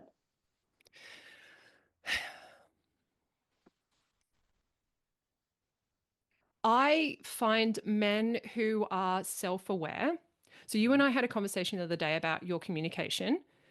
And I was like, that is someone who I can respect. So, someone who is self aware and is able to effectively communicate that. So, is present and communicative. Someone who has purpose, drive, and motivation, and intelligence. Kindness is a huge thing that makes me respect a man. So, someone who is kind and someone who actively seeks and takes on responsibility. Mhm. I think, yeah, well, I'm thinking about not men that I find attractive. I'm thinking about like fathers, grandfathers, teachers, wise men, you know, like all people that, when I'm talking about men that I respect, there is multi-layers to that. That does not necessarily mean that I'm attracted to that person. It means that I give a level of respect to. I have some very wonderful male friends, yourself included, who I deeply respect them. And the reasons that I respect them are all of those things. They're able to communicate, they're able to self-reflect, they take responsibility, they are kind, and they, what was the other thing I said? I've forgotten. Um, responsibility, I can't remember now, but it was a good list. Yeah, those Yeah. things. Because I think, and that's all of that comes with what the way that I say it for a man is to work on yourself. Yeah. Work on yourself, you command respect. I always say command respect, offer respect, never tolerate disrespect. Because respect is really like the bonding chemical for men. Like Yeah. this is where it's like, you know how oxytocin and women sleeping around too much, it reduces their ability to pair bond without the respect. Men and women. Yeah, men can't pair bond without respect. We just Yeah. can't. It's you will never have peace or harmony in a relationship without respect from your woman. She Yeah. has to respect you, and you get her respect by working on yourself and attributing the aspects that you said. You know, able to be self-accountable, ability to self-reflect, ability to communicate, to dialogue, to take on as much responsibility as you can, to offer responsibility, reduction of choice, handling things, being contained. All of that will a woman respect you for. And so it's a really important thing as a man to accomplish things, develop your character, like have substance, be consistent and constant and confident. You know, these are the things, and competent. And these are the things that Consistency, integrity. yeah, and these things will generate a man that is at peace with himself. Yeah. And then when he's at peace with himself, he becomes contained, and the woman will start to be able to surrender because he's at peace with himself. You surrender to generate peace in a war because we want war. There's no more conflict. Yeah. So if a man's at peace with himself and who he is and what he does in the world, she'll feel that, she'll know that, she'll respect him automatically because he won't be able to be shaken, but he can dialogue and be open to her as well and provide that containment she's looking for so she can surrender. Yeah. I think, you know, like consistency and integrity are such, because consistency is like doing all of those things, but doing it continuously. Because you can do those things, like there will be men who go on retreats and who will do those things for a very short period of time. But actually what garners the respect is someone seeing you do this all the time, every day, for a long period of time till it becomes a habit and it's just who you are. And then integrity, like doing what you say you were going to do. So having that level of, that's actually self-respect by doing what you say you're going to do. So this is you. This is not about I'm doing it because she wants me to do it. It's doing it because you said you were going to do it and you respect yourself enough to keep promises to yourself. If you can keep promises to yourself, she's going to feel safe and trusting you to keep promises to her. It's how you show up. She's going to pick up on that. She may not actually understand it the way that I've sat down and broken this down and tried to intellectualize it all, but she'll feel that. And so that's what comes up. I was gonna say something and I've totally forgotten. It's gone. It'll come back. Yeah, so I think as well for a man too, it's like clarity and strength and steadiness under pressure through adversity, because adversity is the gateway to masculinity. Like it really is. It's like, Yeah. Like a some, diamond. You it need the is. pressure. Yeah, I was having this conversation with someone recently, and they'd had a hard time because someone had died a year or so ago, and they were letting that fucking spill out everywhere. And I'm like, man, I went through like my father died, my godfather died, my best friend died in a 6-week period, and I got out of that really difficult relationship at the exact same time. I didn't let that spill out onto everyone. In fact, when my brother called me from Switzerland, I hung up the phone from him telling me my dad died. And I was like, my first thing was like, well, your father only dies once, so it's time to see what you're made of. And I went and trained jujitsu and I showed up to a podcast in my group sessions that day. And I didn't miss any sessions. So the ability to face adversity and difficulty is the thing that develops your masculinity. You know, while you have clarity and strength and the steadiness and resiliency under adversity and pressure, you still need to have as well courage, loyalty, and open-heartedness as well in times when you're dealing with things that aren't necessarily adversity and highly pressurized situations. Doesn't mean you need to go out and put yourself under a lot of difficulty all the time, but how you show up in the face of it through facing yourself. that's really the war of our time as men. It's facing ourselves. Yeah. You know, you want to do like the strength and honor while you're a real estate agent thing in Gladiator and like that thing, or you're doing an ice bath or whatever the meme was. It was fucking hilarious. Um, but facing yourself is like that's where it's at. And I had that when I was going through all my health stuff 2 years ago now, where I literally said I'd rather die than live like this. And Mm, it's like you look it in the eye and you go, I'm fucking going to face this and I will overcome this, even if that means I need to die in the process. mm, I thought I was going to die every day anyway. So I was like, well, you know, I'm fucking checking out here anyway, so I might as well try to fix it. And I think that's really important for men. So that's like the rite of passage that we're so desperately missing. And it is good to see that men are working on themselves more and more. But going to a retreat for a weekend, and I'm kind of shooting myself in the foot here because I now run retreat. But we don't do the screaming and the yelling yeah. and the hugging and the crying and all that sort of stuff. In fact, I'm like, if you want that, there's plenty out there. That's not Mm, what we do. But it is good that that movement is starting to come back because I really want men to remember that being dominant is a good thing. And it doesn't mean you're walking around saying, I'm an alpha, blah, blah, blah, blah, blah. It's people feeling comfortable in your presence that you're safe and mm, secure and that you're grounded and that you're purposeful. That's a dominant man, not someone walking around beating people up. yeah. And women get that initiation where they have to meet themselves when they become mothers.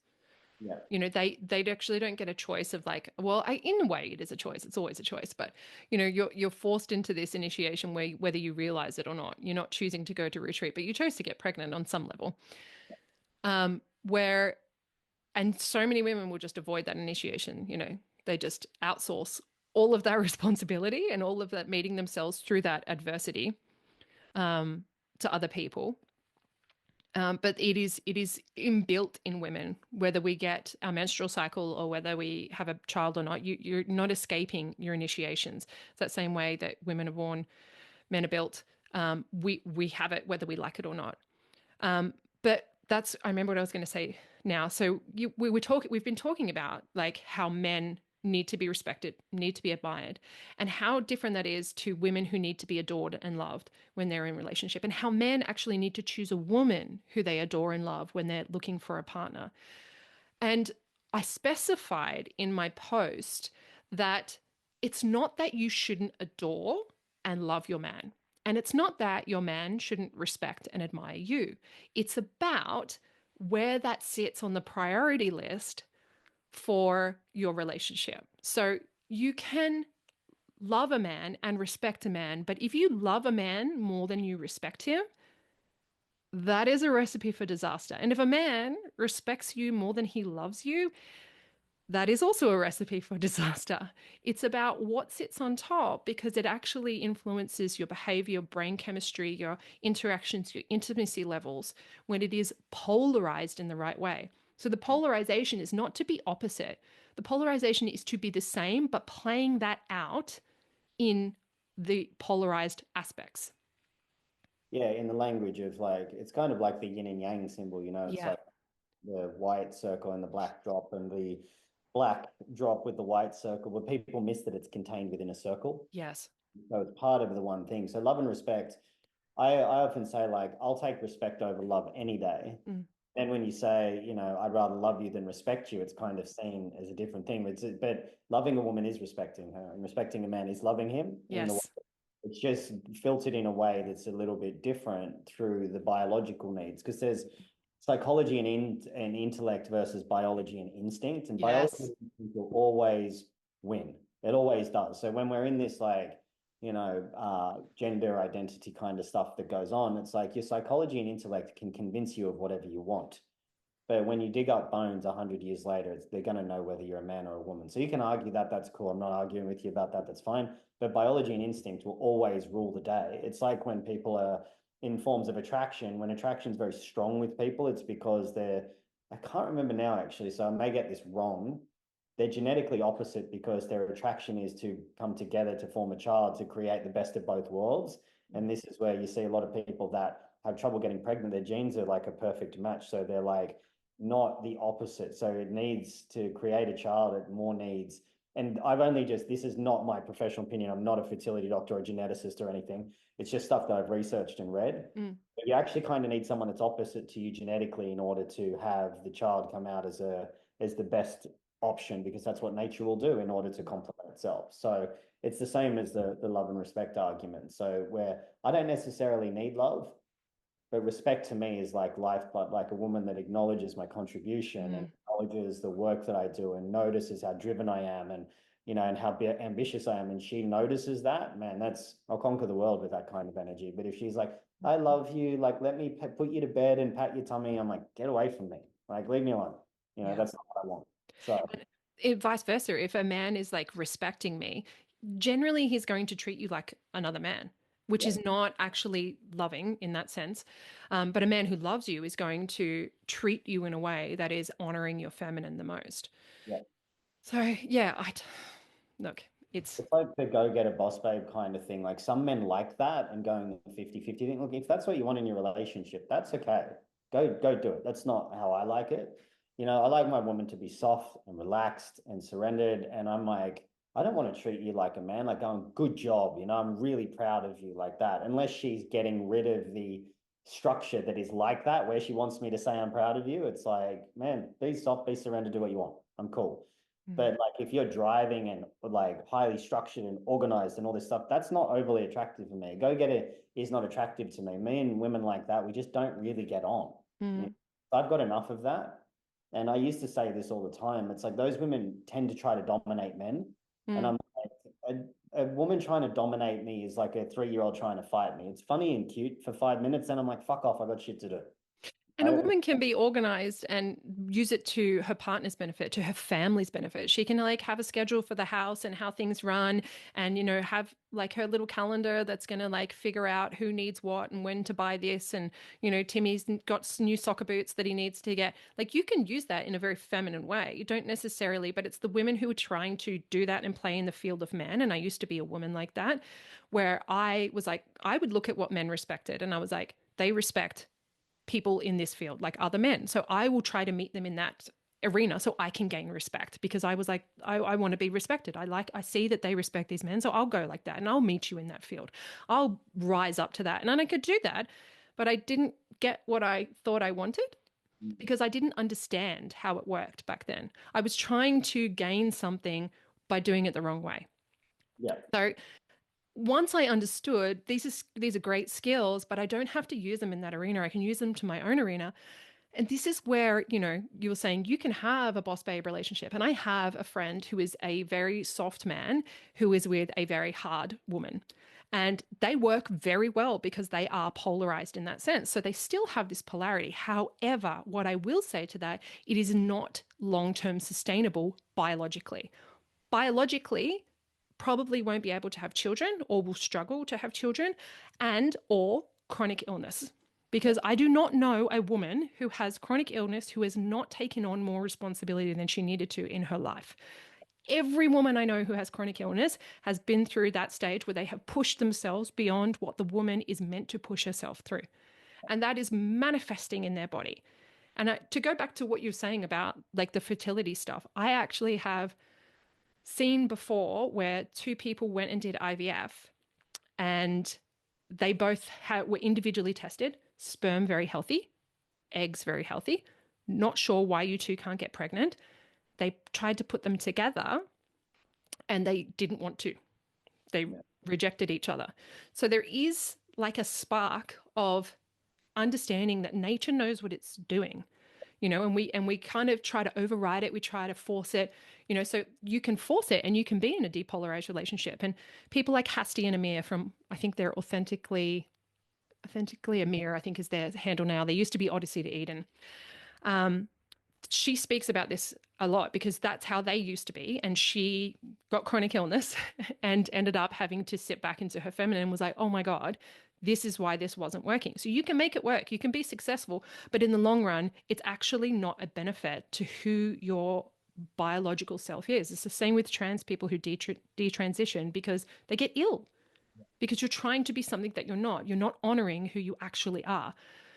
That aspect, like you said, biology will always win. That aspect is undeniable. You cannot fight nature with your thoughts and ideas about things. Nature will win in the end. Always. And to go back to like, you know, the boss babe and stuff like that, you see it out there. It's like, I'm a strong, independent woman that don't need no man. Tell me when you've heard a man say, I'm a strong, independent man that don't need a woman. It's like, it's just called being a fucking adult. Yeah. I mean, it's like that kind of statement. It's like, it's very well engineered because it's like, we don't need men and men need to be needed. We need to be needed. That's the thing. And, you know, But they do need men. They need men for everything. They say they don't need men. the world's infrastructure would collapse overnight. 100%. This woman that I was mentioning earlier in my comments that I didn't read, she said something like, we don't need men to create life or something like that. I'm like, dude, you were created by a man. Like, you just at that point go, I can't go there with you. Even lesbian couples need men. Yeah. They need the sperm. I know they have this idea because they did theoretically create life from two eggs at one point, but it was not a sustainable life. Again, not sustainable. Can do, not sustainable. That life did not come to anything. Just because you can do it doesn't mean you should do it. Doesn't mean it's going to be the best version of what there is out there. You actually need men for a bunch of things. And yet you say, I don't need a man. And then you want to be exactly like a man. You want to play in that field. That's what I did. I was like, I don't need a man, but I will do all the things that men do in order to gain respect from men. It was a very confusing time for me. But, Yeah. you know, you can say you don't need a man, but yet your actions actually play out the truth of what you truly believe biologically. Always. And this is where, I kind of made the mistake when I was addressing more of the feminist thing, when I was exposing that a lot. And then I was doing that before it was cool. Now it's kind of like cool to do. But it's like the main thing around it is like men have allowed this to happen. Mm. Doesn't mean, and I really want to be clear on this around like, I don't care. Women should have equal rights. Like, where in the Western world do women not have equal rights? Like, that argument's garbage. The pay gap thing is garbage. All of that stuff's just propaganda. But it's like now where it's like men have sort of capitulated to this OnlyFans, hyper promiscuous culture. If men withdraw the attention, that goes away. Yeah. I remember years ago, I was seeing a woman only quickly, and she's sitting in a room with her friends, and they were trying to get her to be a stripper. And they were like, oh, it's female empowerment, and we're taking our power back. And I was like, you women are fucking delusional. I said, because without the men, you got no money. So no one's coming to your thing. So you need them to support you to do this. This is not empowerment. This is the complete opposite. Yeah. And you're selling your body. And I had a $50 note on me for this, a little bit of plastic, and you think that's empowerment. You're still the slave of a man if you think this is empowerment.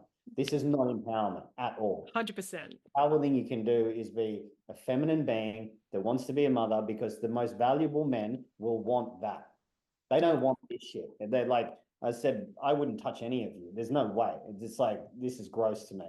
Yeah. And so when men start to realize and step back into their containment, their dominance, natural dominance, and start to assert themselves again, it'll just tip back into the right way, which is kind of good everyone's doing the mass exodus to Christianity and Catholicism, because it is bringing a part of that back. It's containment. It's containment.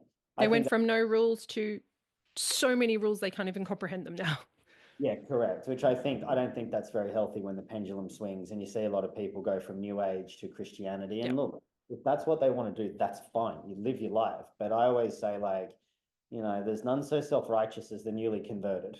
And you see those people that do it, then all of a sudden they're doing 40 reels a day with their newfound Christianity and all this sort of stuff. And it's like, just give it a minute before you start to switch out, because there'll be a new belief system that comes in, and then they'll switch to that, and then whatever else happens. If they're that reactive, then I don't have confidence in those people. It's like the red pill movement that will complain about women who have had multiple partners, and will complain about the women on OnlyFans and say that they're degenerate, that they're fatherless. And yet we'll continue to spout Andrew Tate things like, well, we should be able to sleep with as many women as we want, but she should be loyal and she should be virginal. It's like, how do you get a virginal, loyal woman when you are fucking as many women as you can? You are creating the problem that you are complaining about. You're the one paying for OnlyFans. Men are complaining about these women on OnlyFans, but don't pay for it. It won't be there. It's very simple. Yeah, it's with that stuff as well, That's what I say now. Like my number one mistake as a man was sleeping with women I didn't care about because I was a womanizer for quite a number of years. If I could take anything back, it would be that because I created the problem that is happening now. Yeah. I've met the people that did it, which is why I went celibate for a long time. One of the reasons I went celibate, not the only one. And I look at that now and I'm like, it's not cool to go around sleeping with heaps of women. Like, sure, you can go like the statistics, like the top 5% get 90% of the women, whatever. Who gives a shit? It's like you only need one good woman. Like, why do you need that many? And going into that, it's like the red pill movement. I mean, they're all like kind of women anyway, and they're acting like it. They're bitchy, they're catty, they're annoying. They don't really produce anything like the what is it, Fresh and Fit and Rich Cooper and all that. Those guys are just betas that have put themselves on a platform and then started to pretend that they're alpha. You know what I mean? It's like mask. that, yeah, it's just rubbish. It's rubbish. Some of the stuff, yeah, it's kind of true, but like they talk about hypergamy, women date across and up. That's good because that creates a healthy balance in a relationship. Men date across and down, women date across and up. That's do that because what that means, if a woman's dating across and up, then she respects the man. He will love the woman. That's a good balance. Yeah. They say, oh, it's no, she's not yours, it's just your turn. If a woman respects you and she's your best option, that's what hypergamy is for, that's going to be a good thing. That's a very good thing. And why wouldn't you want to be her best option? Yeah. Why would And you if want a to woman's not loyal to you, you're attracting that. You've chosen poorly. Correct. Take responsibility. Like if you're finding women who are just going to take you for your money and divorce you and you know, that's a very real thing. But again, you chose that. There's a construct in you that hasn't been healed that you are attracting and creating that in your life. Take responsibility from that. That's not to say that people who are abused, it is their fault, but there is always learning to be had, always responsibility to be taken. We always are co-creating situations. We are always trying to grow and be better people through what we're exposed to in our environment. It's so insane to me that to think that a woman who wants a better man is something that should be shamed. Like I don't understand how they can put those two things together and think that it makes sense. And it's the same way, though, that they will idealize certain types of women that they would never be able to get. They will say, this is the kind of woman that I want, and like show pictures of a completely AI made up person. That woman doesn't exist. And you've deliberately chosen, maybe subconsciously, but you've deliberately chosen a woman that doesn't exist. So no woman can ever meet your standards. So you never have to actually go into relationship and face yourself. You get to continually avoid it because no one's ever good enough. Yeah. Yeah, exactly. And it's, you know, they have these unrealistic expectations. So they've become that chronically dissatisfied feminist in the same. So they've become exactly the same thing. So it's like you have to compromise in relationships, you have to do certain things, and you have to be willing to allow that because it's not a perfect situation. But they're both such extreme ends that they're exactly the same and they don't really know it. You know, and so you know, if you can satisfy the hypergamy, that's a good thing. It's just the nature of nature. And so it's not necessarily a bad thing. That's where if you build yourself up into a man that's useful, respectable, that's needed, you don't need to worry about any of that. And then you respect yourself, and then she wants to go and do that because that's who she is. You might just get you just might just get a bad woman. Yeah. And she might pick you and whatever, and that's okay. I've been in that before. When I saw it, see ya. Walk away. Don't show And then my you did work. Yeah. You did work on yourself, and then you have attracted a good woman. Exactly. You know, and that one is, you know, I don't share the story to vilify her because I wish her the best. I truly do. And I hope she's happy and healthy and all the rest of it. I do it to help educate people with that, is that these things can really burn you up, and there is a gift in all of it. Like I'm grateful for that experience. I wouldn't go through it again and I wouldn't wish it on anyone, but that was my trial by fire. That was my initiation. And there was an immense gift in that. And to do that, it was like that was my fault because I stayed in that. I called that in. I did that. I stayed in it despite she had fucking, what's the saying? More red flags than a Chinese Communist Party parade. And it's like, you know, I could see it, but I couldn't see it. So I learned about cognitive dissonance. I got PTSD from it. I got to work through that. I looked at the individuation process through it. I looked at like all the structures of narcissistic personality disorder because that's what she had. So it was like, oh wow, I've just been in a battle with my own mum. Yeah. what she represented. So she represented the individuation process, which now I help people with. So Yeah. it's an immense gift. It was a beautiful gift. Absolutely. I fucking stayed in it. It was my fault that I pushed it that far because I'm stubborn and defiant. Yeah. And so I stopped in that part too. Absolutely. And you and I went through something so similar. I went through similar trauma 7 years ago, and it was like the best and worst thing that ever happened to me. Like Yeah. that relationship just made me die, and I had to be reborn. And I'm so grateful that that happened, because I was really living in a fantasy land before that, thinking like just living the fantasy and wanting the fantasy. And I had to come back to reality. And I'm so glad, because making reality my base point for moving from anywhere, if I base this in reality, has been the best gift, which I never had before, and I never would have had I not gone through this, and had I not become chronically ill from that, had I not, like, my body had not given me, been like, I can't play the fantasy anymore. I can't. You have to be here. You have to be in this. You have to, I know you went through similar health stuff. Like when you are faced with your own physical reality where your body is like, I can't cope anymore, you have to be there. You have to be present. Otherwise you will die. Yeah. You have to face it. Yeah, 100%. And it's with the fantasy thing, they pull you into the shared fantasy. They make promises they can't keep. They promise you the world will be an atlas. They hoover you back in. They discard you, devalue you.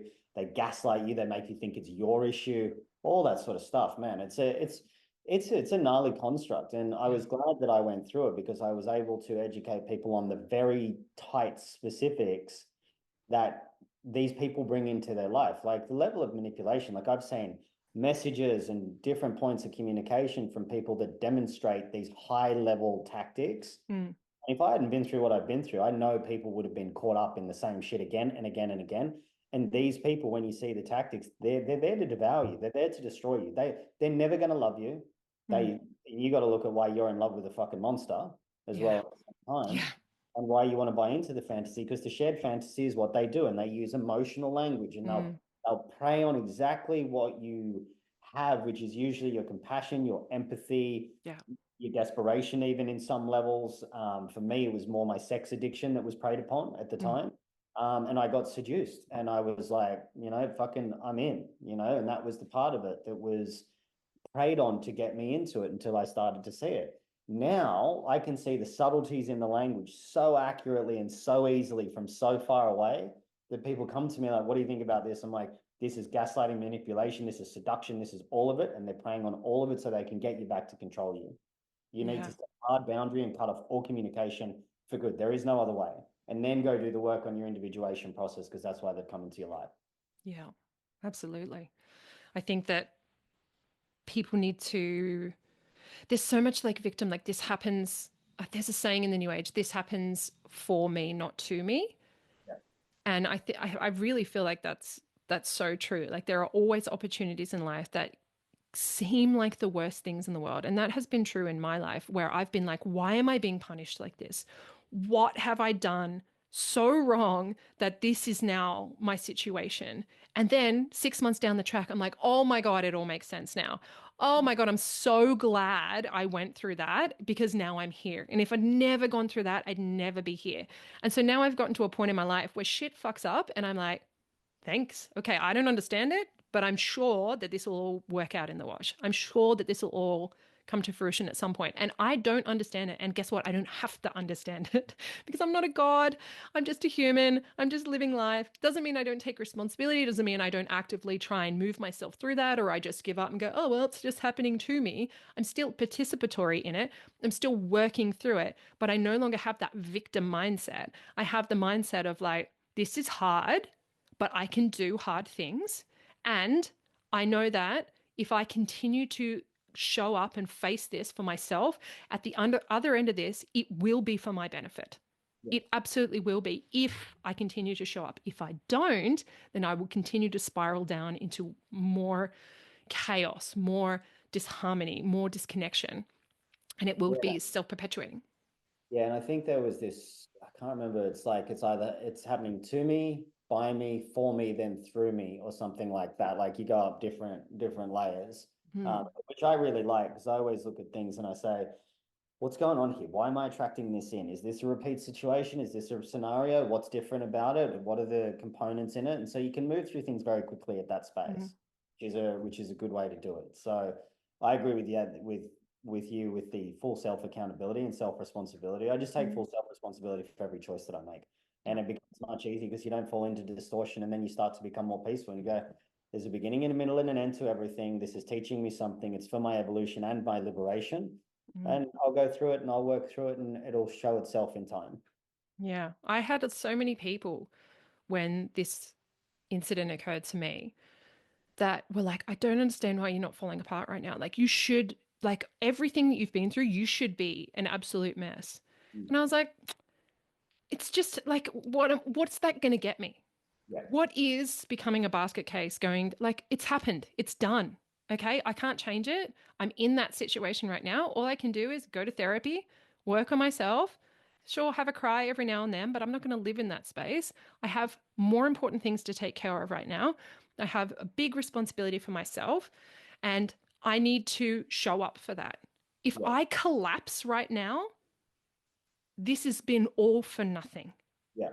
This is just like self-serving. That's so selfish in the bad way. Like, there's good selfishness and there's like self-absorbedness. That whole like, I had every fucking right to lose my mind after what happened to me, but I didn't. I was just like, all right, like you were saying with your dad dying, it's like, here it is. This is what I'm living through right now. Like, I'm going to feel it.